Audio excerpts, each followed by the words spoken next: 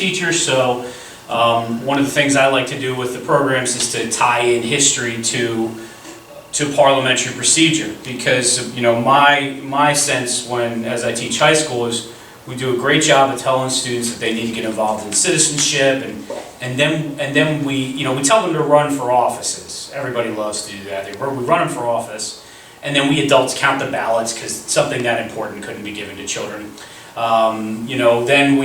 Then after that we sort of, what do? And parliamentary procedure is a great way to actually take part in that, and I think the students I've worked with in our parliamentary procedure competitions will tell you that it can be fun to do. So I tie in the history with it to try to show how, as the country was founded or worked through all its issues, parliamentary procedure played into that.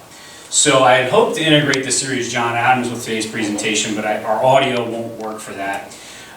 So this is designed to try to show you how the United States Army was born through parliamentary procedure. Now we often, with our history, we celebrate dates.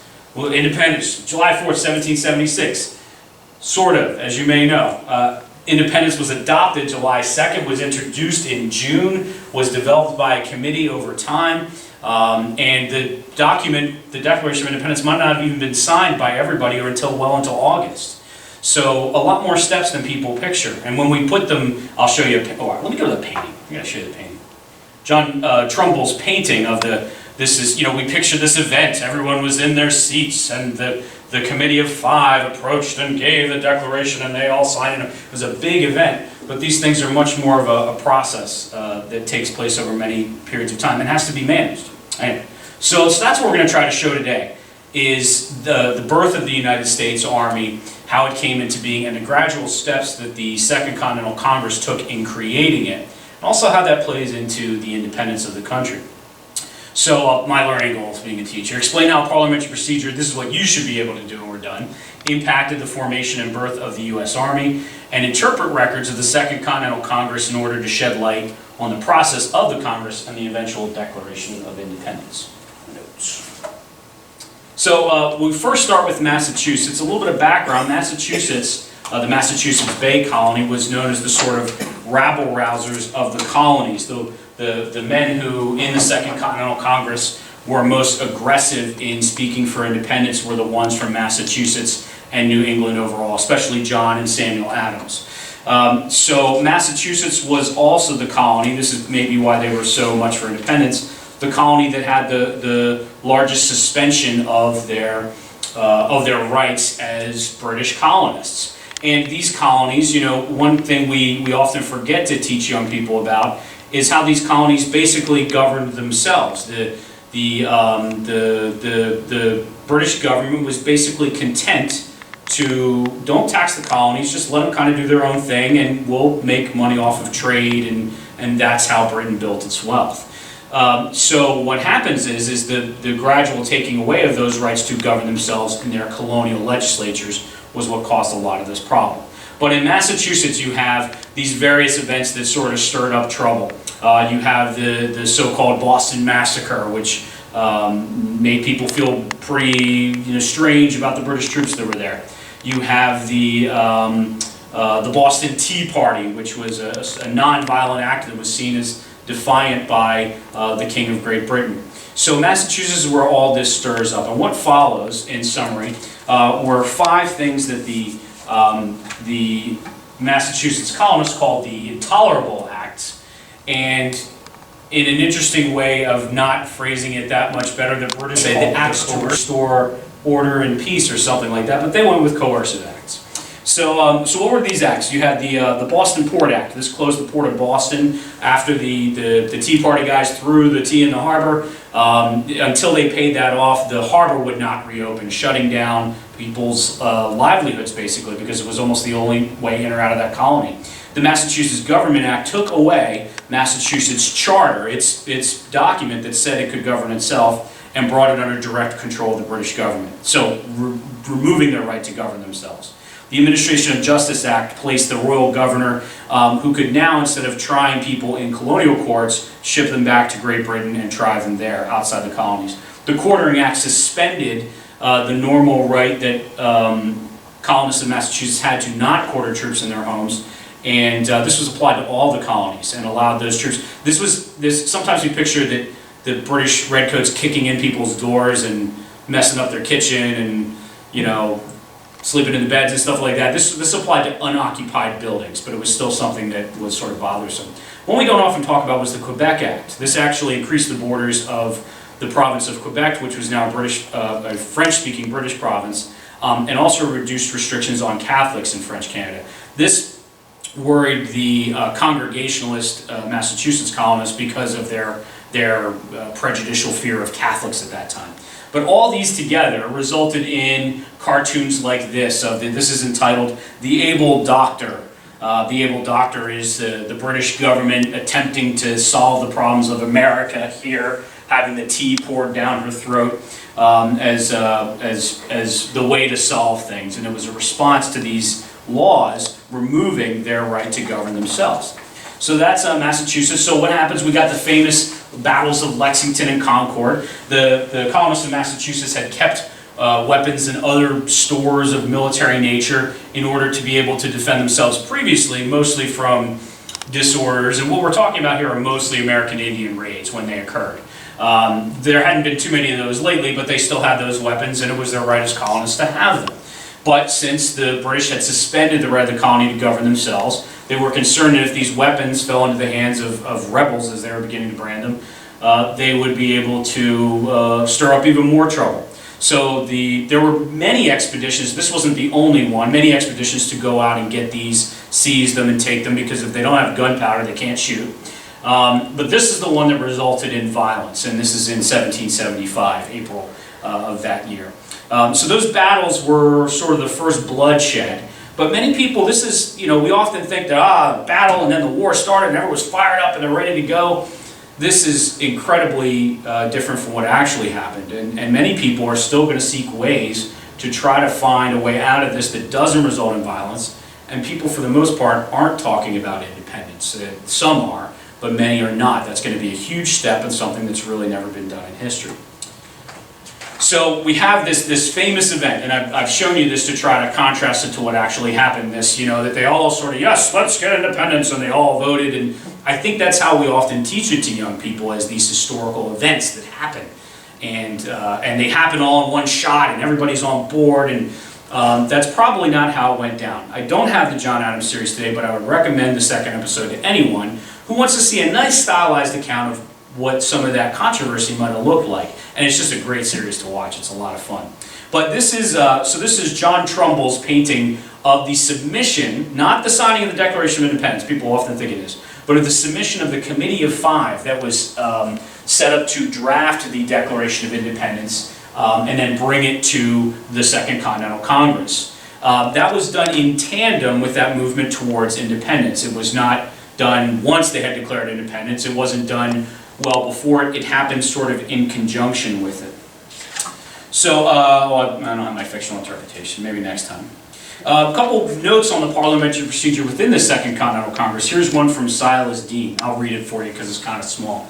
The Congress, though not numerous, are yet a very unwieldy body in their very nature, as no motion or resolution can be started or proposed, but one must be subject to much canvassing before it will pass with the unanimous approbation of 13 colonies, whose situation and circumstances are various. And unanimity is the basis on which we mean to rise, and I thank God it hitherto prevails to a most surprising degree. So a couple interesting things happened with most of the Continental Congresses is they did a lot of their work in what is called the Committee of the Whole, which basically means instead of debating it like we would a motion, you're going to go into this large committee where debate is freer. It's also not recorded. We don't know, and minutes don't contain what people say typically, but we don't know what they discussed in that Committee of the Whole. And the committee simply would discuss something and then rise back up and report. And if you read some of the different records of these meetings, you'll find that that committee often didn't report to the actual body. But unanimity was important because for these colonies, as Franklin is famous for saying, we will all hang together or we will all hang separately. Were one colony to break with that and support the British, it would give the British a staging area to round the rest of them up. Another other thing that they would look for was that canvassing before it will pass, the work that people did outside of the actual meeting to try to work to get these different colonies, some that had very important reasons to stay British and trade with the British, to actually go along with this. This journal is from June 3rd of 1775. So this is well in advance of any sort of discussion of independence. Let's go to another date. So June 3rd, 1775, a couple different motions that get passed that day that we can find in the records of the Second Continental Congress. Resolved that a committee be appointed for the purpose of borrowing the sum of £6,000 for the use of America, for the repayment of which with interest the Congress will make full and ample provision, get to the point, right? And that the said committee apply the said money to the purchase of gunpowder for the use of the Continental Army. So June 3rd is the first mention in my very sort of small research I did, where we hear the first mention in the records of a Continental Army. And this is an important first step, because by Parliament and by the King of Great Britain, those colonies have no right to make their own army. They can form their own colonial militias, but any connection between them would be illegal. So this is an important first step. Later we're going to talk about independence and all that. This was a step that moved towards independence. What else do we have? Upon motion resolved that a committee of 5 be appointed to draft a petition to the king. So at the same time that the colonies are voting to borrow some money to buy gunpowder, they're also voting to send a petition to the king. This is a so-called olive branch petition to try to reach out and solve things. Here's another one. That a committee of 3 be appointed to report and address to the people of Great Britain. So also something to reach out to the people of Great Britain, explain what's happening, and ask for their support in it. Also a committee of 4 to be appointed to report and address to the people of Ireland, which was a colony of Great Britain, but was sort of considered a separate country in a way because of the United Kingdom thing. It's complicated. Also a committee of 3 be appointed to draft a letter to the inhabitants of Jamaica. Interesting. So reaching out to the other British colonies. So that's June 3rd. We've already got a step towards forming an army. June 9th, 1775. I'm going to actually, since you don't have the text, I'm going to summarize the motion they passed here. With the suspension of the Massachusetts charter, the colonists took the stance that this was illegal. The Parliament and the King had no right to revoke the colonies' right to govern themselves, which they had done for some time. So those colonies then instructed, where is it? Let me find it. This is one of my favorite ones. Is that me? That's me. The charter, the governor and lieutenant governor of that colony are to be considered as absent, and these offices vacant. So what they basically said was, Parliament can't take away our charter, and since they did and set up new governors in their place, we're not going to recognize those governors. So here's another step towards breaking with the crown. This is June 9th of 1775. So as these different things, reaching out to the king, trying to make things better, the Continental Congress is also taking actions that move them away from that. Another one, also on June 9th, that the Provincial Convention of New York be requested to convey as soon as possible to Providence in Rhode Island or to any port in the government of Massachusetts Bay 5,000 barrels of flour for the use of the Continental Army. Okay, so now we've supplied the Army with gunpowder. We're going to try to supply them with flour too so they can eat. June 10th of 1775. Resolved that it be and is hereby earnestly recommended to the several colonies and the interior towns of Massachusetts Bay that they immediately furnish the American Army before Boston with as much powder out of their town and other public stocks as they can possibly spare. And then more that says we'll pay you back later, basically. So now, not just borrow some money, but ask the colonies themselves, it's an ask, earnestly recommend, not a direct, but that the colonies actually supply money to, supplies to the Continental Army. So now those Continental armies are subsisting on the colonists, another step. So this is when it really is the last official step and the day that we recognize the formation of the United States Army, June 4th of 1775. Resolved that 6 companies of expert riflemen be immediately raised in Pennsylvania, 2 in Maryland and 2 in Virginia, that each company consist of a captain, 3 lieutenants, 4 sergeants, 4 corporals, a drummer or a trumpeter, and 68 privates. This is actually not a large military force even for the time, but there's basically no going back from this. They've been saying Continental Army, they've been supplying it, now they've actually decided that they as a Continental Congress will actually put these men under arms. And so this is the step that is the birth of the United States Army. How do we get Washington as elected as general? More motions. Resolved that a general be appointed to command all the continental forces, raised or to be raised, for the defense of American liberty. This is June 15th. That $500 per month be allowed for his pay and expenses. That the Congress then proceeded to the choice of a general by ballot, good move, when George Washington Esquire was unanimously elected. So Washington is quickly the general of the United States Army then formed.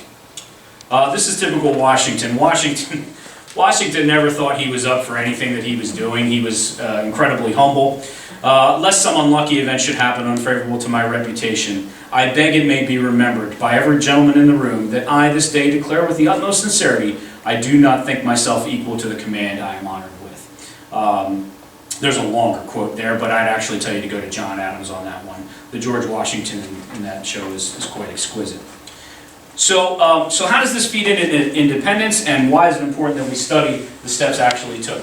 When independence actually comes, and this is probably a topic for a future program, it was not done all at once. It was done through many steps. And when we try to take the perspective of the British in all this, why didn't they figure out a way to sort of tamp down their egos? They're receiving conflicting reports both that the colonists are arming themselves, are denouncing the acts of Parliament, are even talking about, this is something we didn't mention here, invading Canada.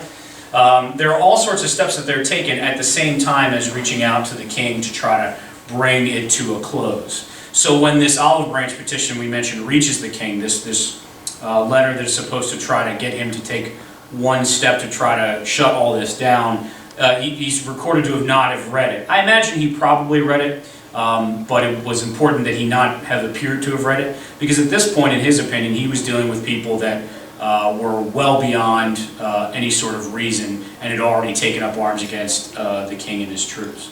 Why should we study the birth of the United States Army and parliamentary procedure? Because it's important to note that all of this stuff, we celebrate the events and that's important, but knowing that these people were able to get together in a room and make orderly decisions without resorting to any sort of shouting or any, well, we don't know, maybe they probably shouted sometimes, but they were able to make these important decisions with very different interests and do them successfully. When the men in the Second Continental Congress walked in there, they didn't walk in and pick up, not that this is a bad thing, an brief book to try to prepare themselves. They were already well voiced as citizens in how to go about the process of governing themselves. So I thank you for your attention during this program. I hope you enjoyed it. I'll have more historical ones following up. And at this time, we'll move on to the next business in order.